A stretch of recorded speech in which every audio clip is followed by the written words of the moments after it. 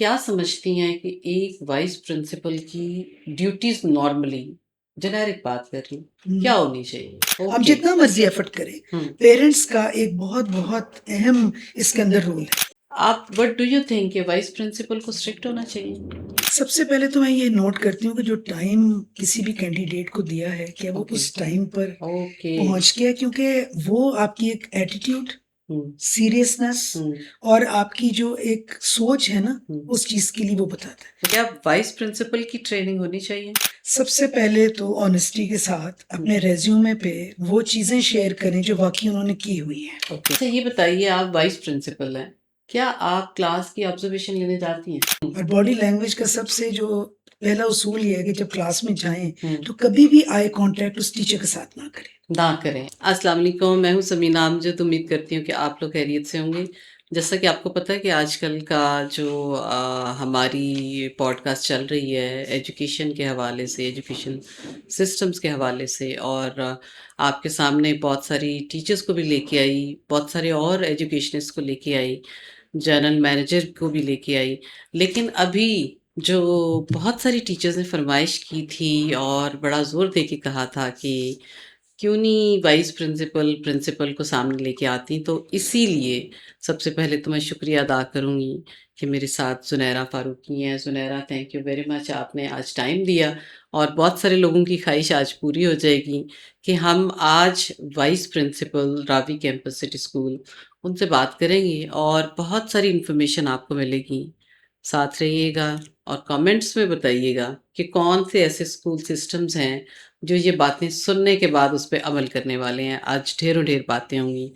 Thank you very much Sunaira, आप कैसी हैं? जी, आई एम गुड एंड सबसे थैंक पहले यू सो तो much Sameena for having me. या बहुत मोस्ट शुक्रिया वेलकम, आपका। Most welcome, honoured.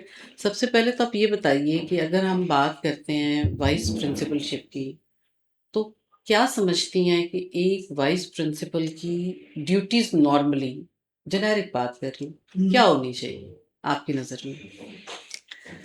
सबसे पहले तो जी वाइस प्रिंसिपल का एक स्किल सेट होना चाहिए जो ओके। कि लीडरशिप क्वालिटी से स्टार्ट होता है, लीडरशिप क्वालिटी, वेरी नाइस। और दूसरी उसके साथ उसके इयर्स ऑफ एक्सपीरियंस।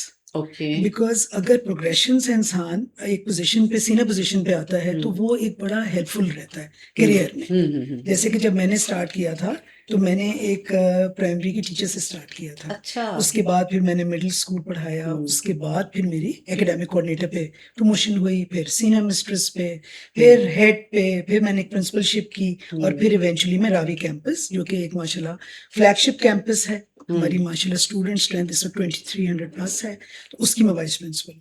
तो एक अच्छा। ये दोनों चीजें जो हैं, लीडरशिप भी और ये भी, तो ये वाइस एक मिलके। प्रिंसिपल होने के नाते आपका डे स्टार्ट होता है, सबसे जी, पहला काम क्या करती हैं आप? सबसे पहले तो ये जी टाइम से पहुंचना, क्योंकि मेरे नज़दीक इंटेग्रिटी और एक एग्जाम्पल सेट करनी फॉर द एंटायर स्टाफ वो बड़ा अहम है। तो सबसे पहले तो मेरी ये कोशिश होती है, और अल्हम्दुलिल्लाह रोज मैं वक्त से पहले पहुंच जाती हूँ साइन इन करके। और उसके बाद फिर हमारी एक एट्रियम है, जो एंट्रेंस है, वहीं पर सारे टीचर्स, सारे जो स्टाफ है वहीं पर करता है। तो वो बेस्ट टाइम मैं समझती हूँ उस वक्त, कैचअप करने के लिए, लोगों को ग्रीट करना, हेड्स के साथ, टीचर्स के साथ, बिकॉज वो एक पॉजिटिव क्लाइमेट बनाता है। तो मुझे नहीं पता बाकी स्कूल्स में ये प्रैक्टिस है कि नहीं, लेकिन अगर इस तरह शुरू, हाँ जी, और अगर इस तरह दिन शुरू करें तो बड़ा अच्छा होता है। जब आप स्टाफ को रोज सुबह मिलते हैं और हेड्स को ग्रीट करें और मिलें, तो एक बड़ा अच्छा कल्चर डेवलप होता है। अच्छा, और आप उसके साथ साथ बच्चे भी आना शुरू हो जाते हैं। बिल्कुल बिल्कुल, जी माशाल्लाह। आप ये जी। बताइए कि आप व्हाट डू यू थिंक कि वाइस प्रिंसिपल को स्ट्रिक्ट होना चाहिए? नहीं, स्ट्रिक्ट नहीं होना चाहिए। ओके। क्योंकि देखिए इन कामों के अंदर समझ बूझ, क्योंकि ये एक मिक्स होता है। एक ऑफ कोर्स एक इंस्ट्रक्शनल लीडरशिप होती है, जिसमें मेरा बुनियादी काम होता है कि मैंने टीचिंग एंड लर्निंग देखनी है पूरे स्कूल की। और टीचिंग एंड लर्निंग के अंदर सबसे पहले आता है एकेडमिक एक्सीलेंस। उसमें मेरे पास जितने भी एसएलटीज हैं, जितने हेड्स हैं और जितने एसएम्स हैं, सीनियर मिस्ट्रेस, उनकी ट्रेनिंग होती है। तो कैसे फिर उसके बाद वो कैस्केड होता है नीचे टीचर्स पे। ओके, तो जी कैसे ब्रिज बनती हैं आप कि प्रिंसिपल है एक तरफ, दूसरी तरफ सारी हेड्स हैं, बहुत सारे इश्यूज होते जी, होंगे, बिल्कुल क्या होते हैं। करती हैं? क्या हर एक मसला प्रिंसिपल तक ले जाती हैं या खुद सॉर्ट करती हैं और कोई कोई लेके देखिए जाता है? प्रिंसिपल का बेसिकली रोल ये होता है कि मुझे कोऑर्डिनेशन बड़ी इफेक्टिव करनी होती है, हम्म। क्योंकि नेचुरली अगर मैं और प्रिंसिपल अगर हम दोनों एक पेज पे नहीं हैं तो फिर तो शेयर्ड विजन नहीं होगा स्कूल का। हाँ बिल्कुल तो ऐसे शेयर्ड विजन तभी होता है, तो उसके अंदर यही होता है कि वो एजेंडा जो होता है, एक तो डेली एजेंडाज होते हैं कि मेरा एक स्केड्यूल होता है जो कि मैं अपने प्रिंसिपल के साथ शेयर कर लेती हूँ। और मुझे पता होता है कि मैंने ग्रीटिंग के बाद अगर किसी के ऑब्जर्वेशंस हैं, किसी हेड को कोई प्रॉब्लम कोई सपोर्ट चाहिए तो मैंने उनके पास जाना है, या किसी भी स्टूडेंट्स को हेल्प आउट करना है, या कोई पेरेंट्स के साथ अगर मेरी स्केड्यूल मीटिंग्स हैं सारा तो ये आप डिस्कस कर लेती पूरा हैं। दिन तो इन चीजों के लिए रोज डिस्कस नहीं करना पड़ता। बहुत अच्छा सारी इंपॉर्टेंट चीजें होती हैं जिसके अंदर मुझे करना नेचुरली पड़ता है। बताना पड़ता है, लेकिन उसमें ऐसे ही होता है कि हर चीज प्रिंसिपल के पास इसलिए नहीं जाती।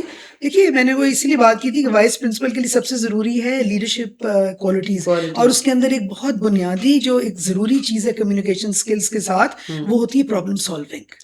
ओके। और वो प्रॉब्लम सॉल्विंग इतनी एक अहम चीज है कि आप लोगों की बात को तहम्मुल से सुन के उनको वक्त दें कि जी अब मुझे एक दिन दे दीजिए, अगर पेरेंट है या हेड है, और उसको पूरा इन्वेस्टिगेट करके उसको सपोर्ट करें। तो ओके। उससे ना कोई आपसे डरेगा, ना कोई वीपी का या प्रिंसिपल का कोई खौफ होगा, बल्कि ज्यादा एक्सेसिबल हो जाएंगे, बिकॉज उसके अंदर रिलेशनशिप्स की बिल्डिंग, रिलेशनशिप्स ये भी बड़ा जरूरी होता है। काम तो आ गया, इंस्ट्रक्शनल भी हो गई और उसके साथ साथ मेरी ऑपरेशनल मैनेजमेंट भी होती है, दोनों चीजें होती हैं, लेकिन ज्यादा इंस्ट्रक्शनल होती है। तो उसके साथ ऑफ कोर्स अगर प्रिंसिपल नहीं है स्कूल में और अगर वो कमिटेड हैं या उनकी कोई मीटिंग है, तो जाहिर है I am the second in command, in charge हूँ मैं। नहीं नहीं तो बिल्कुल वेरी नाइस। उनके साथ साथ दोनों चीजें होती हैं जी। दोनों चीजें होती हैं। जी तो ये बताइए कि क्लासरूम असेसमेंट आप लेती हैं? अगर एक टीचर सपोज पढ़ा रही हैं तो क्या तरीका होता है आपका, अगर आपने लेनी ही है कि आप चाहती हैं क्लास ऑब्जर्वेशंस होती हैं, तो क्या तरीका होता है एक वाइस प्रिंसिपल का, या क्या होना चाहिए? दोनों चीज़ों पे थोड़ी सी रोशनी डालें। देखिए, जो यहाँ पर प्रैक्टिस है, मैं तो सबसे पहले उसको शेयर करूंगी। श्योर मुझे श्योर। आती हैं कि डिफरेंट जो स्कूल्स हैं उनके डिफरेंट तरीके तरीके हैं होते हैं। ऑब्जर्वेशंस के। एक यूजली तरीका होता है, एक कहलाता है वॉक इन, जिसके अंदर कोई भी वाइस प्रिंसिपल या हेड क्लास में जाता है एक स्पेसिफिक ऑब्जेक्टिव लेकर, और 5 से 7 मिनट या 10 मिनट वहां स्टे करके एक ऑब्जर्वेशंस नोट करके आ जाते हैं। सो एक तो ये चीज है। अच्छा यहीं दूसरी पे होती बता है दें, जी सॉरी टू जी, इंटरप्ट यू। नहीं नहीं श्योर। ऑब्जर्वेशन एरिया कोई स्पेसिफिक होता है, या आप उस वक्त देख के जो आपको लग रहा होता है कुछ? नहीं, उसके लिए तो बड़ा अहम है, उसके लिए बड़ा अहम है टीएनए करना, जो अच्छा। टीचर नीड एनालिसिस होता है। वो ओके। हम साल के आखिर में भी कर लेते हैं और बीच में भी, जिससे हमें पता चलता रहता है कि टीचर को किस चीज की जरूरत है। वो ऑब्जेक्टिव के बगैर तो कभी भी ऑब्जर्वेशन नहीं होनी चाहिए, बिकॉज कुछ चीजें तो जेनेरिक होती है ना, जैसे क्लासरूम मैनेजमेंट देख ली, अच्छा करिकुलम फॉलो हो रहे हैं नहीं, लेकिन कुछ स्पेसिफिक होती हैं, कुछ स्पेसिफिक चीजें होती हैं जो देखनी होती है कि क्या लर्निंग ऑब्जेक्टिव जो है वो अलाइंड है लर्निंग आउटकम के साथ, क्या जो टीचर पढ़ा रहा है वो सिर्फ एक्सपोजिशन बेस्ड तो नहीं, कितनी स्टूडेंट एंगेजमेंट हो रही है। सबसे इंपॉर्टेंट चीज तो ये है ना कि लेसन के आखिर में ये देखना कि बच्चे ने क्या हासिल किया। हमने तो इवेलुएट करना होता है स्टूडेंट लर्निंग को, हमारी टीचिंग कैसी थी। तो इसलिए मैं हमेशा टीचर्स को कहती हूँ कि जब आप लोग पढ़ा के बाहर निकलते हैं क्लास से, तो सबसे पहले अपने आपसे यही एक सवाल किया कीजिए, ये मेरे बच्चों ने क्या सीखा, ये नहीं कि मैंने कैसे पढ़ाया। ये चीजें दोनों मुख्तलिफ। अच्छा, आज मेरे क्या बच्चों ने समझती क्या हैं सीखा। बच्चों ने क्या सीखा? क्या समझती हैं आप, प्रिंसिपल और वाइस प्रिंसिपल को क्लासेस लेनी चाहिए जाके खुद भी कोई मैं पीरियड्स? लेती हूँ जी, क्लासेस बिल्कुल लेनी चाहिए। ओके। देखिए, ये डेस्क जॉब्स नहीं है। जितना आप क्लासेस में जाएंगे, क्लासरूम प्रैक्टिस को इम्प्रूव करेंगे, देखेंगे और उनके साथ ऐसे टीम प्लेयर काम करेंगे, उतनी ज्यादा आपकी रेपो बिल्डिंग भी होगी, उतना ही ज्यादा टीचर भी आपकी अंडरस्टैंड करेगा। अब वो जमाने थोड़ी है कि जाके इम्पोज कर दी चीजें, यूं करो यूं करो यूं करो। ये तो आपको भी पता है, इसका तो बड़ा एक ह्यूज डायनामिक्स है नहीं नहीं टीचिंग एंड लर्निंग, और ये एक बहुत वास्ट है। क्योंकि जब भी आप एक न्यूली इंडक्टेड टीचर आती हैं सिस्टम में, उनके बिल्कुल डिफरेंट ऑब्जेक्टिव्स हैं जो मैं देती हूँ, जो कि at the beginning of the year he heads को दे देती हूँ। बीच में भी कभी कभी होता है कि कभी कभी कोई टीचर चेंज हो गया, तो उसके अंदर यही होता है कि उसके दो होते हैं। एक तो सबसे पहले ये होता है कि वो अंडरस्टैंड करें करिकुलम को और उसकी इफेक्टिव इम्प्लीमेंटेशन करें। तो उसके लिए हमारे पास बहुत अच्छे इफेक्टिव प्रोग्राम्स हैं। ओके। जी, जो आप उसको हम करवाते हैं। सपोर्ट करने के अच्छा। लिए। अच्छा ये बताइए, आपने न्यू कमर का खुद ही जिक्र छेड़ दिया, पूछने ही वाली थी मैं आपसे। आप हायरिंग करते हैं राइट, जी नई टीचर्स की, जी, सबसे पहली चीज क्या नोट करती हैं इंटरव्यू में? सबसे पहले तो मैं ये नोट करती हूँ कि जो टाइम किसी भी कैंडिडेट को दिया है, क्या वो ओके। उस टाइम पर ओके। पहुंच गया, क्योंकि वो आपकी एक एटीट्यूड, सीरियसनेस और आपकी जो एक सोच है ना उस चीज के लिए वो बताता है। उसका तो जैसे रिफ्लेक्शन होता है। हाँ जी, वो रिफ्लेक्शन होती है, वो एक ओवरऑल आपका एक एटीट्यूड जो एक ऐसी चीज है कि हाँ कोई बात नहीं, बाद में पहुंच अच्छा, जाएंगे तो कोई। इसी में आप अगर बताएं कुछ जी इंटरव्यू में, अगर एक टीचर आपके सामने बैठी जी आई है आप सीट के लिए कि मैंने इंटरव्यू देना है, जी कॉन्शियस होगी नेचुरली। जी अच्छा, कौन सी ऐसी चीजें हैं जो आप इग्नोर कर देती हैं, कौन सी ऐसी चीजें हैं कि अगर वो ना हो हम्म, तो आप कहती हैं कि नहीं काम नहीं बनता, या सपोर्ट भी कर देती हैं कि अच्छा खैर है, अगर सीवी ठीक नहीं है हम्म। तो इनका ये चीजें अच्छी हैं तो मैं सेलेक्ट करती हूँ, वो कौन कौन सा क्राइटेरिया होता है? देखिए हम तो यहाँ कुछ ऐसी चीजें हैं स्टैंडर्ड जिस पर कॉम्प्रोमाइज नहीं किया जा सकता, जो सबसे पहले रेज्यूमे से आते हैं, सीवी से। डन। अब उसकी ये है कि एग्जैक्ट क्वालिफिकेशन और इयर्स ऑफ एक्सपीरियंस तो लाजमी देखते हैं, तो तभी एचआर हमें फॉरवर्ड करता है short listed candidates for that appropriate vacancy, वो आता है। उसके बाद मैं उनसे बात करके मेरी कोशिश होती है कि जो रियल लाइफ सिचुएशंस या कोई उनके चैलेंजेस आए या जो उनकी स्ट्रेंथ्स हैं मैं उस पर बात करती हूँ, और मैं बेसिकली असेस करती हूँ ग्रोथ माइंडसेट। वो जब एक इंटरव्यूई जो होता है ना वो बातचीत के अंदर उससे वो शेयर करते हैं अपने रिस्पॉन्सेज, वहाँ मैं असेस करती हूँ। क्योंकि देखिए जितना इंसान में फ्लेक्सिबिलिटी होगा, जितना वो इम्प्रूव करना चाहेगा, जितना वो सीखना चाहेगा, growth mindset versus fixed mindset, तो उसमें बड़ा जरूर, क्योंकि अगर इंसान एक कोचेबल है, वो इम्प्रूव करना चाहेगा, तो हम इधर बैठे हुए हैं, हमारी पूरी टीम्स हैं उन्हें सिखाने के लिए और बताने के लिए। लेकिन कुछ लोग ऐसे आते हैं कि नहीं मेरे तो इतने साल का एक्सपीरियंस है, प्रेजेंटेशनल स्किल्स में ही पता चल जाता है। ऑफ कोर्स उसमें बहुत फैक्टर्स हैं, कॉन्फिडेंस देखा जाता है, लैंग्वेज देखी जाती है, अगर उर्दू टीचर है तो नेचुरली कि बाइलिंगुअल कितना हो रही हैं, कि वाकई उर्दू शाइस्ता इतनी है कि क्लास में अच्छी तरह बच्चों से बात कर सकेंगी, बिकॉज ये भी वक्त के साथ साथ बड़ा डिक्लाइन आ रहा है स्कूलों में कि सारा फोकस इंग्लिश हो जाता है, तो दोनों लैंग्वेजेस के ऊपर बड़ा जरूरी तो ये एक पूरा एक इंटरव्यू के अंदर असेसमेंट होती है। लेकिन हाँ, confidence, presentation skills, but growth mindset. लेकिन आप क्या उनको गाइड करना चाहेंगी? बहुत सारी ऐसी हमारी बच्चियां जी होती हैं जिन्होंने अभी भी आपको सुन रही देख रही होंगी,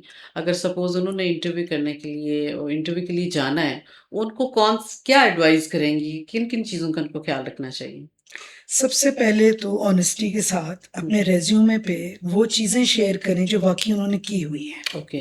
और स्ट्रॉन्ग रेफरेंसेस लिखें, क्योंकि जो भी उनका एक्सपीरियंस है, जो भी उनकी क्वालिफिकेशन है, वो ज़रूर उसके साथ हमेशा जो भी मेंशन करें उसके साथ उनके पास अटैच डॉक्यूमेंट्स और लाजमी, पर्सनालिटी में अटैच डॉक्यूमेंट्स लाजमी होने चाहिए। जहाँ तक पर्सनालिटी का ताल्लुक है, अल्लाह ताला ने हर एक को खूबसूरत बनाया, मेरा बड़ा एक यकीन है, बिल्कुल है। ठीक है। और लेकिन उसके साथ साथ ये हमारा काम है कि हम अपने आप के ऊपर टाइम दें और प्रेजेंटेबल हों, बने सवरें, अच्छा लगे सबसे पहले अपने लिए, अपनी अपनी डिस्पोजिशन जितनी प्लेजेंट तैयार हो अपने लिए, वो बहुत जरूरी है। और उससे रिलेटेड जो जो रेज्यूमे पे लिखा है उसके बारे में इतनी मालूमात, इतनी बातचीत होनी चाहिए, और क्या चैलेंजेस आए उनको वो जरूर उनको पता होनी चाहिए, और उन्होंने कैसे ओवरकम किए।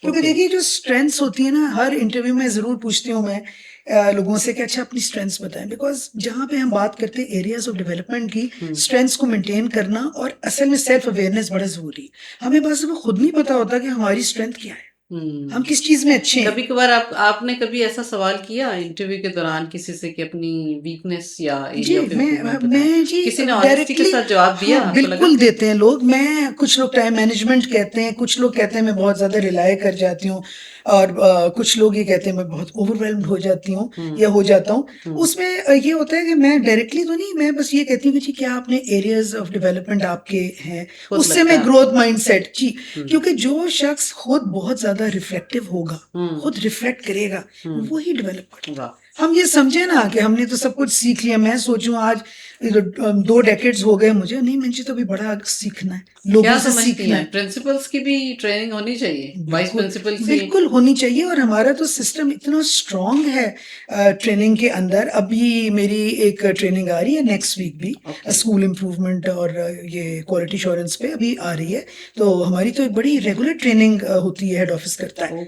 और वो बड़ा बड़ा जरूरी है। वो क्या लगता है आपको स्कूल में आजकल का, अगर एजुकेशन सिस्टम की ओवरऑल बात की जाए, कौन सी ऐसी चीजें हैं जो ज्यादातर प्रैक्टिस नहीं हो रही वेरेज होनी चाहिए? एज वाइस प्रिंसिपल क्या कहना चाहेंगे? सबसे पहले जी जो भी करिकुलम है जो भी स्कीम ऑफ स्टडीज है, जो भी पढ़ाया जा रहा है, वो सिर्फ एक कॉपी पर या किताब पर तक कन्फाइंड ना हो, बल्कि उसके साथ, क्योंकि हमने बच्चों को आइंदा फ्यूचर के लिए तैयार करना है, तो बिल्कुल। उसके लिए एक ऐसे हर लेसन में रियल लाइफ एप्लीकेशन का होना बड़ा जरूरी है। ओके। जो कि मैं यहाँ पर रावी पे तो हमारे माशाल्लाह सारे टीचर्स करते हैं।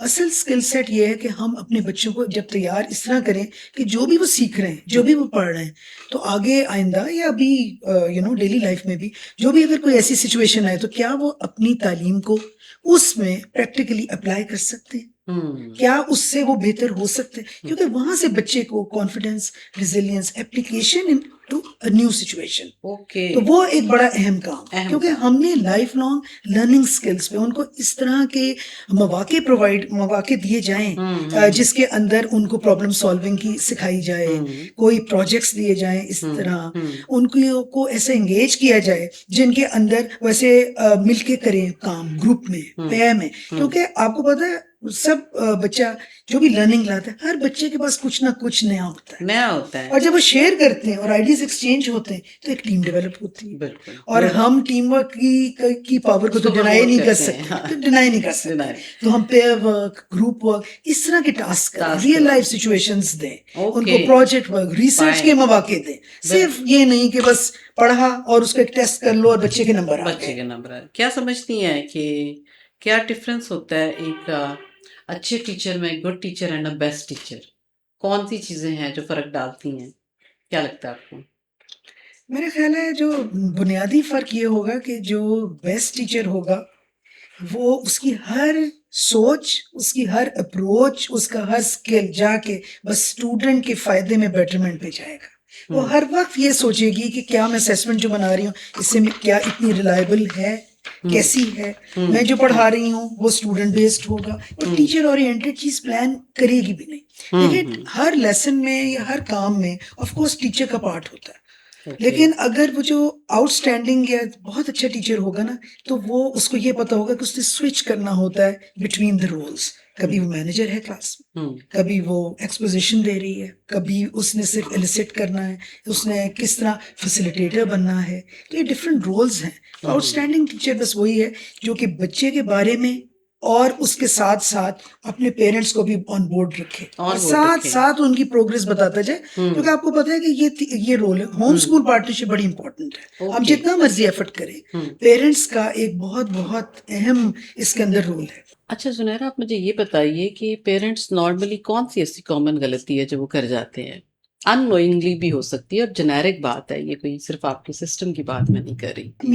मेरे जी मैं इस पे ये कहना चाहूंगी, मेरा ख्याल है कि पेरेंट्स की इंटेंशन नहीं होती, वो अनइंटेंशनल ही बात करते हैं, लेकिन वो बाज दफा बगैर तहकीक किए, बगैर जाने, बगैर स्कूल से राब्ता किए अपने बच्चे की हर बात पर यकीन कर लेते हैं। तो मेरा ख्याल है कि ये एक ब्रिज करना चाहिए हमें, gap between school and the parents. उसमें ये कि अगर बच्चा घर जाके आपको कोई बात, उसके अंदर कोई भी प्रॉब्लम उसने फेस की या कोई भी शिकायत, तो उसको तहम्मुल से सुन के उसको समझाएं और उसके ऊपर ओनरशिप डालें कि बेटा अगर ये बात हुई तो आप क्या कर रहे थे, ये कर रही थी, ये बात क्यों हुई। क्योंकि जितना अकाउंटेबिलिटी कल्चर, जितनी ओनरशिप आप बच्चे को देंगे, उतना ही बच्चा एक जिम्मेदार शहरी बनेगा। हमने तो बच्चे को एक रिस्पॉन्सिबल एक इंडिविजुअल, अल्टीमेट प्रोडक्ट तो हमारी यही होनी चाहिए। और हम तो सिटी स्कूल रावी में स्पेशली और सिटी स्कूल में स्पेशली इस पर काम करते हैं। अच्छा। और पेरेंट्स के साथ खुद राब्ता रखते हैं, इसी वजह से, बजाय इसके कि पेरेंट्स ये वेट करें क्या है, तो हम खुद पेरेंट्स से राब्ता करते हैं।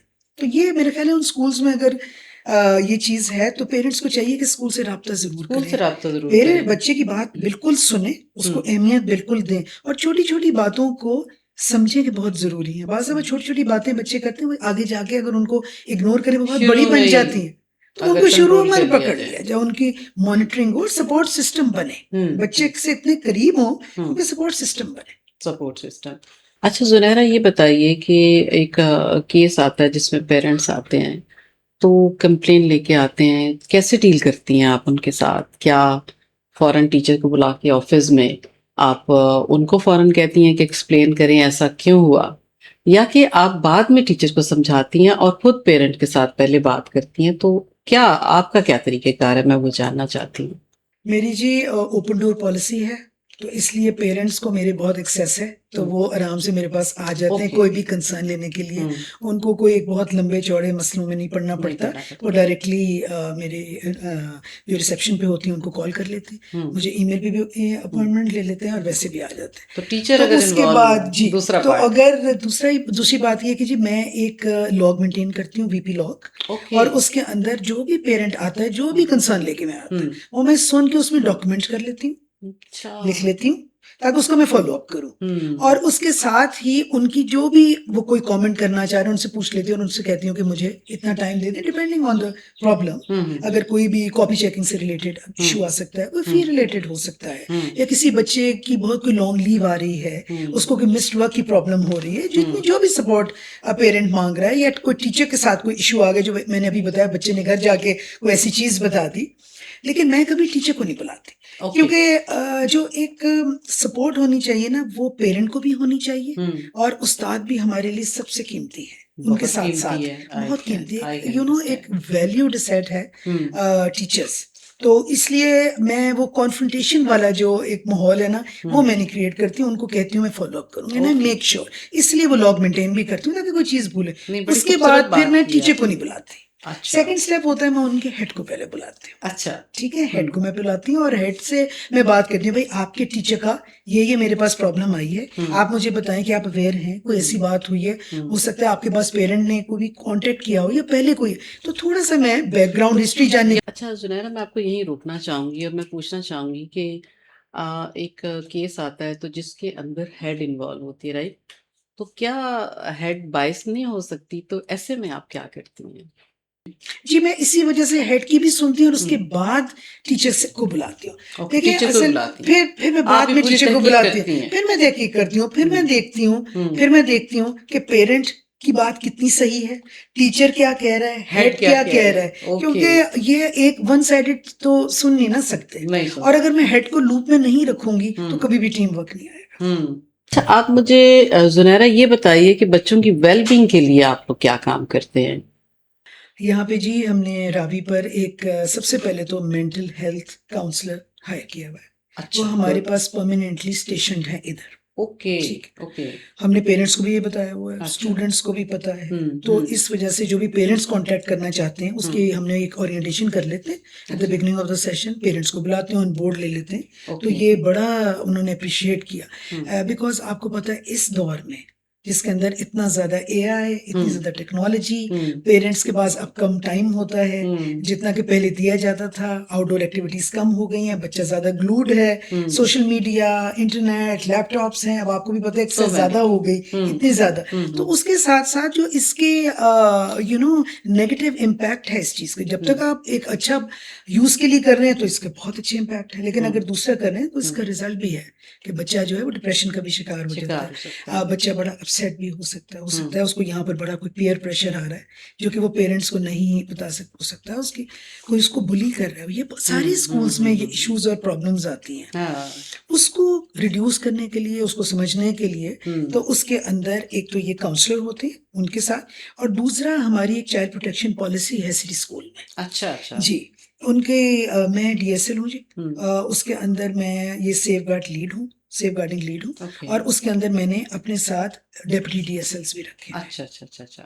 ओके अब फाइन, जो माशाल्लाह। डीएसएल है वो होता है डेजिग्नेटेड सेफ गार्डिंग लीड, उसके साथ डेप्यूटीज हैं। तो मैंने अपने सारे स्कूल्स जितने मेरे पास हैं यहाँ पे, ज़ाहिर है अलियस है, फिर जूनियर्स है, फिर प्रेप है, मिडिल स्कूल और सीनियर सेक्शन, उन सब की एसएम्स को डेप्यूटीज किया हुआ है, और उनके साथ साथ उनके टीचर्स को भी एम्पावर किया हुआ है।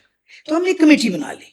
अच्छा। अब उस कमेटी के साथ साथ इन सब के साथ, सारे टीचर्स के साथ, सारे कस्टोडियंस के साथ, सारी एडमिन के साथ मैंने सेशन किया चाइल्ड अच्छा प्रोटेक्शन अच्छा। का, कि उस चीज को हमने कैसे करना। अगर आप देखते हैं कोई ऐसी चीज, ऐसा कोई बिहेवियर या जो कि एक नॉर्मल बिहेवियर आपको नहीं नजर आता, नहीं मे आता, बी कुड बी बिल्कुल। Neglect at home by the parent, आप देखते हैं, या आप देखते हैं कि कोई बच्चा जो वो ग्रुप वर्क में पार्टिसिपेट नहीं कर, कोई बच्चा पहले तो बहुत ज्यादा पार्टिसिपेटिव था, हाँ। और अब बहुत ज्यादा सबमिसिव उसकी अप्रोच आ रही है, नहीं है, तो उसको जाने ना दे। तो वो एक वेलबींग प्रोग्राम इग्नोर है, ना करें इग्नोर यानी। ना करें। और उसके साथ साथ वो फिर हमारी पूरी उसके अंदर रिकॉर्ड कीपिंग होती होती है, बच्चे जाते हैं, बच्चों को पता है। अच्छा, बात हो रही है चाइल्ड प्रोटेक्शन की, तो आप मुझे बताएंगी कि आप बच्चों को कैसे ट्रेन करती हैं और कैसे आप अवेयरनेस देते हैं बच्चों को इस बारे में। तो मुझे वो जानना है कि आपके सिस्टम में कैसे काम होता है बच्चों की वेलबींग पे।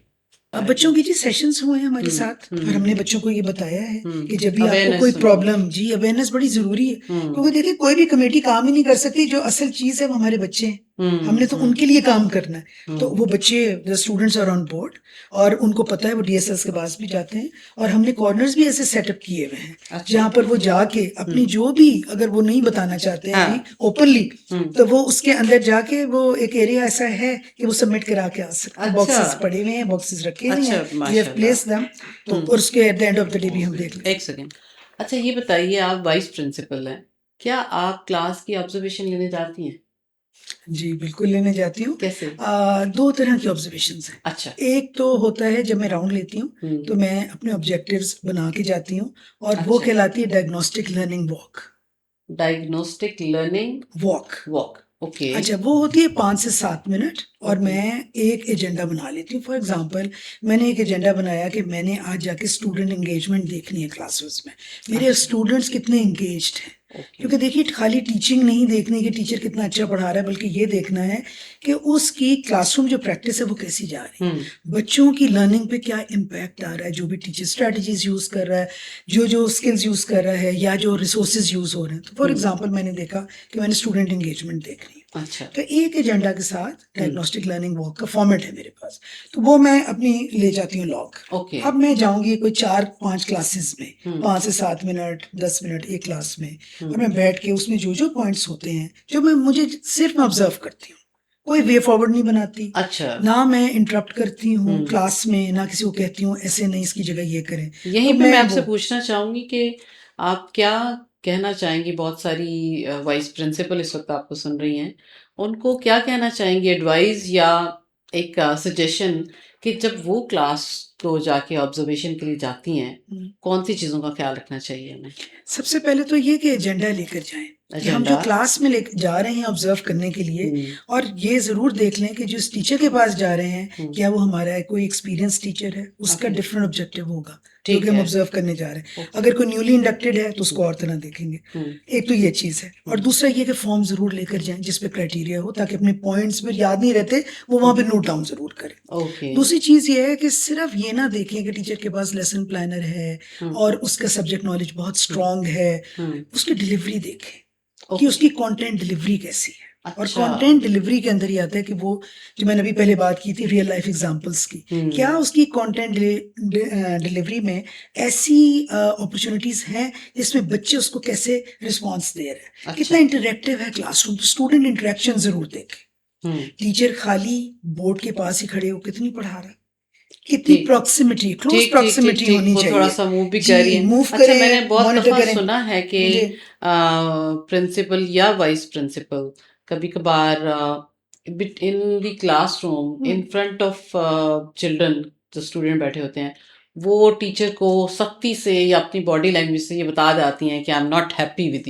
With your performance. देखिए, इसमें दो चीजें हैं। एक तो एक बॉडी लैंग्वेज बड़ी इंपॉर्टेंट है, और बॉडी लैंग्वेज का सबसे जो पहला उसूल ये है कि जब क्लास में जाएं तो कभी भी आई कांटेक्ट उस टीचर के साथ ना करें, आई कांटेक्ट ना करें उस टीचर से, बल्कि सिर्फ सुने टीचर को, बोर्ड को देखें, रिसोर्सेज देखें, बच्चों को देखें, और बिल्कुल भी इंटरवीन ना करें। हमें तो ये ट्रेनिंग है कि एज अ साइलेंट ऑब्जर्वर जाएं। पहले टीचर्स को पता होता है कि आप उनकी क्लास में आ जाएंगे। देखिए, कुछ तो इन्फॉर्म्ड ऑब्जर्वेशंस होती हैं, जब मेरे हेड्स मुझे ये आके कहते हैं कि जी ये ग्रेडिंग हो गई है, ये एरियाज इंप्रूव हो गए, तो आप आके इनका ग्रेड एंडोर्स कर दीजिए।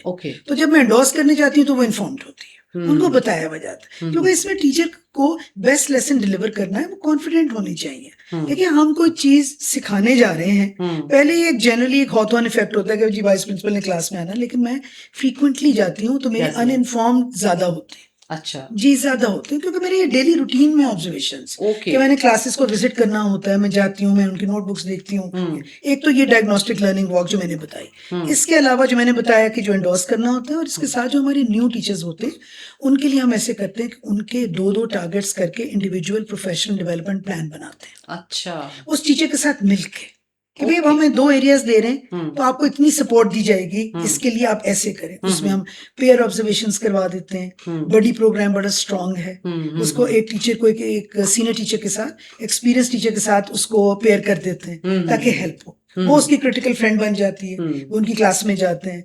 तो उसमें फिर ये फ़ायदा होता है कि टीचर अपनी डेवलपमेंट देखना शुरू करता है। खाली अच्छा, ही हेड जाए, खाली ही एसएम जाए, खाली वीपी जाए, तो उसको वक़्त देते हैं। यूजुअली 3 वीक्स होते हैं, 3 हुँ, वीक्स मॉडल चलाते हैं हुँ, हुँ, हुँ, शुरू में कि अगर 2 टारगेट्स हैं हुँ, हमने लिए तो कम से कम by the end of the 3rd week और मैं बाकी स्कूल्स को भी ये कहूँगी कि ये मॉडल को अडॉप्ट करके देखें, ये बहुत ज़्यादा इसका बहुत अच्छा इम्पैक्ट ओके, है ओके। कि तो बहुत सारे टारगेट्स ना दें, 2 दें ताकि टीचर की भी टीचर सेल्फ एस्टीम हाँ जी, उसको हाँ, भी करें रेज़ और कर उसको सके। शाबाश दें कि ये तुमने 2 कर लिया मुझे बताओ और उसकी इवैल्यूएशन में से फ्यूचर इम्प्लीकेशंस निकालें हुँ, और वो बताएँ उस टीचर को ओके, ताकि वो इम्प्रूव वेरी करे। नाइस, माशाल्लाह।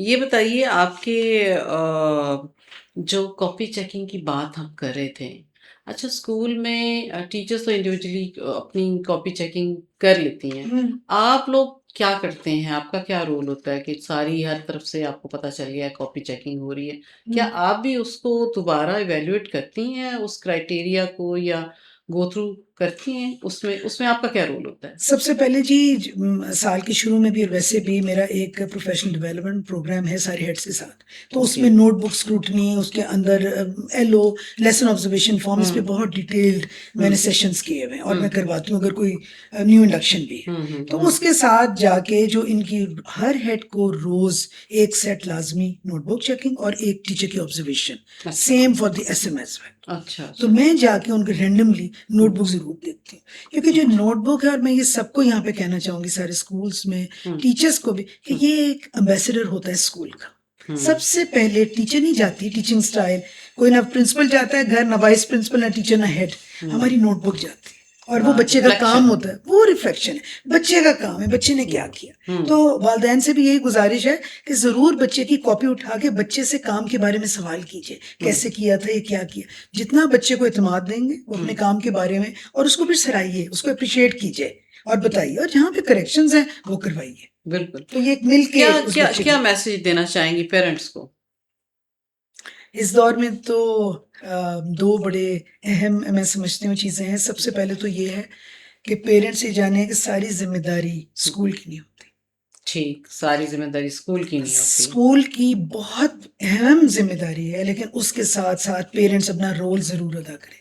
हुँ, चाहे वो वैल्यूज़ में है, चाहे मॉनिटरिंग सिस्टम में है, बच्चा कहाँ जाता है, बच्चे की क्या कंपनी है, आफ्टर स्कूल उसकी क्या एक्टिविटीज़ हैं, हुँ, उनको ज़रूर मॉनिटर करें। ओके। उसका क्या सोशल ग्रुप है, हुँ, क्योंकि वहीं से आदतें बनती हैं, वहीं से हैबिट्स बनती हैं। हम हुँ, समझते हैं कि हम एक बहुत दोस्ताना माहौल में भी रह के वो एक अलग चीज़ है, लेकिन एक बड़ी क्लियर लाइन होनी चाहिए डूज़ डोंट्स की घर में, वैल्यू हुँ, सिस्टम। हुँ, वो हुँ, मेरा ख़्याल है वक़्त के साथ-साथ थोड़ा-सा मुझे लगता है कि उसमें कमी आ रही है। तो पेरेंट्स इस चीज़ को ज़रूर देखें ज़रूर और करें। दूसरी ये कि इस दौर में जहाँ पे इतनी टेक्नोलॉजी है, ज़ाहिर है हर काम हम बच्चों को जो असाइनमेंट्स हैं या एआई के दौर में बच्चे हेल्प लेते हैं, तो उसको मॉनिटर ज़रूर करें क्योंकि एज ग्रुप्स के हिसाब से क्योंकि अर्ली एक्सपोज़र जो है हुँ, वो बच्चों को काफ़ी मुश्किलात में भी पैदा कर सकते हैं। तो अपने ओके। बच्चों के साथ एक इस तरह का ताल्लुक रखें कि हुँ, क्वालिटी टाइम के साथ-साथ हुँ। उनका मॉनिटर ज़रूर करें, मॉनिटर सुपरवाइज़ ज़रूर ज़रूर करें, करें, वो रोल ना माशाल्लाह। बदलें। आपसे मैं कुछ क्वेश्चन्स करूँगी जी, ज़ुनैरा, आपने मुझे येस या नो में जवाब देना जी। है।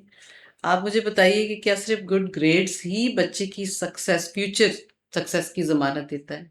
कि फ्यूचर में ये सक्सेसफुल होगा? नहीं, ओके। क्या टीचर्स की ट्रेनिंग हर साल लाज़मी होनी चाहिए? लाज़मी। जी, क्या सब बच्चों को एक ही तरीके से पढ़ाया जा सकता है? नहीं,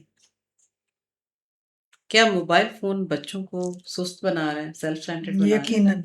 जी, क्या सख्ती के बगैर डिसिप्लिन कायम किया जा सकता है? बिल्कुल किया जा सकता क्या एक टीचर बच्चे की लाइफ़ चेंज कर सकती है, है? बिल्कुल कर सकता है।